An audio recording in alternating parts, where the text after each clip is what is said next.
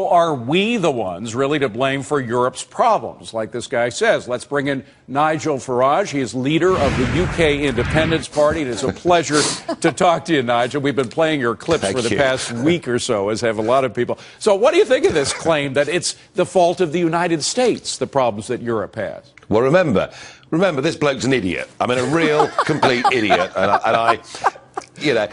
I forgot to tell you, he's also a communist, because when he was a student, it's a twofer. He was actually a supporter. No, I'm not joking. He was a supporter of Chairman Mao, which is just about the most extreme form of communism that exists. So the guy is a deluded idiot. I do my best in the European Parliament to try and point this out to the world, but he, in this very short little statement, has now proved everything I've been saying about him for the last 8 or 9 years to be completely true. Look, we all know that under that Clinton period, with Greenspan in charge of the Fed, some big mistakes were made in terms of banking, and some of those illnesses did spread to other countries, including Europe. But the reason the euro is in the state it's in is they've put together a completely artificial currency with countries that never fitted together.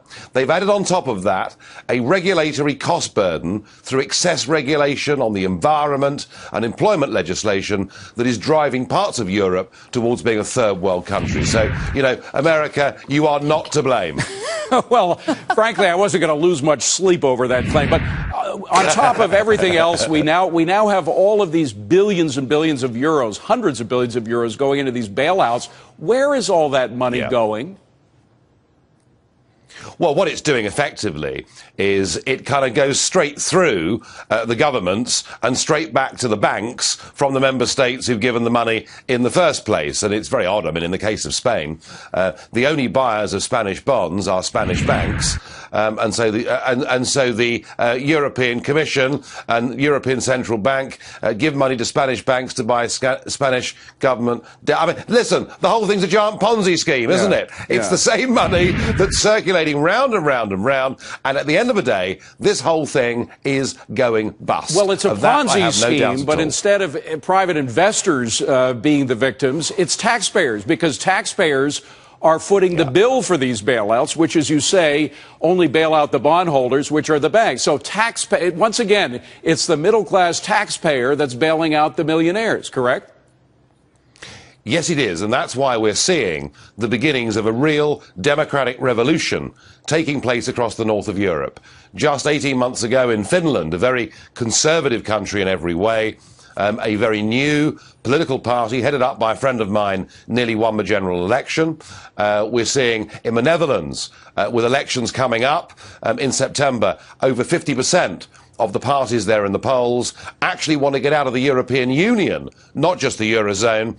In this country, we've seen my party, UKIP, overtake the Lib Dems in the polls and now posing a real challenge intellectually and in terms of votes as well to the Conservative government. There is big, big change taking place in Europe, and that is because we have been led effectively by a group of ex-communists to a total disaster. Well, at the very least, this sort of European socialism. By the way, we have a part of your Independence Party creed where you say, quote, "We believe in the minimum necessary government which defends individual freedom, supports those in real need, takes as little of our money as possible, and doesn't interfere in our lives." Basically, it sounds pretty libertarian. Is that a short description of what you are?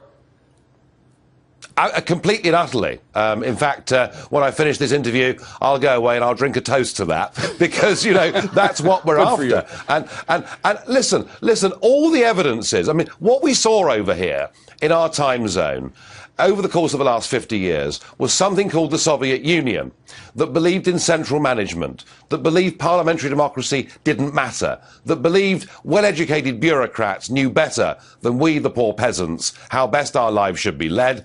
And we saw the Soviet Union crash and burn economically, democratically, and in every other way. And frankly, and if this shocks people, I'm sorry, but what we're doing in Brussels with Barroso and the other joker, Van Rompuy, running all of this, is we're actually rebuilding a model of centralised, undemocratic government run by the bureaucrats, and we're headed for the same problems. And that is why I don't believe this can be somehow amended or changed or improved. I believe we've got to break this whole thing up and get back to a Europe of democratic sovereign nation states that trade, not just with each other, but perhaps start focusing again on the fact we're living in a global economy. Now, Nigel, as you well know, 2010, we had a sea change in our political system, a dramatic change in power, due largely to the influence of people who had ideals similar to those that I just mentioned as your creed. When do you think you guys are actually going to take the electoral lead and win some of these elections? Listen, it doesn't happen overnight. It takes time. This is more a question, I think, of evolution than revolution, certainly in the north of Europe. But I think the Dutch elections in September will be very significant indeed. I think that the Netherlands have traditionally been a very pro-EU and pro-Euro country.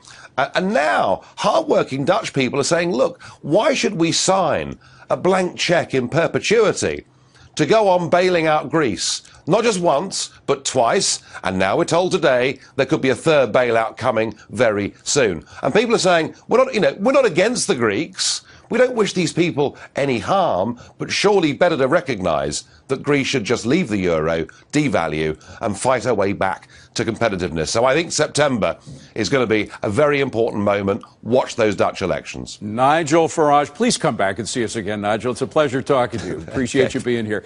The United Kingdom Independence Party leader. Appreciate it, Nigel.